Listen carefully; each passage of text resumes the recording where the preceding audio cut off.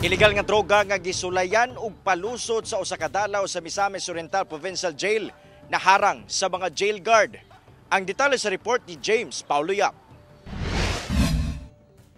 Naharang sa mga personahe sa Misamis Oriental Provincial Jail kining ubay-ubay ka mga pakete sa gituuhang shabu nga gisuwayan pagpalusot sa usa ka dalaw nga si alias Jomar pasado alauna sa hapon adlang Lunes. Sumala sa investigasyon sa otoridad nga gisulod sa usa ka canned goods ang mga giingong shabu nga para unta kuno sa usa ka PDL nga si alias Randy.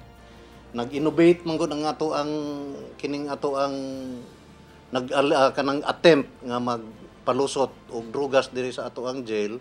Nag-innovate ilang gikating og maayo ang can din ilang gibalik ang label.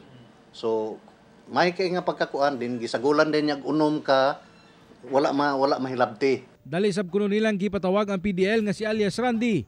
Apan sumala sa MOPJ, gilimod niini nga iyan droga ug wala kuno siya kaila sa suspect. Wala na mohatag pa og pahayag ang suspect nga si alias Jomar ug nakatakda kini pasakan og kasong illegal possession of dangerous drugs. Ginatunan pa sab sa mga otoridad ang kasong ipasaka batok sa nasangpit nga PDL. Hinaot unta nga atong i-reinforce ang reformation sa atong mga minahal sa kinabuhi nga naa diri sa sulod. So kung doon na may muhangyo og mga kontrabando, dili nato pagasuportaan. Kauban si Makoy Sempron sa kamera.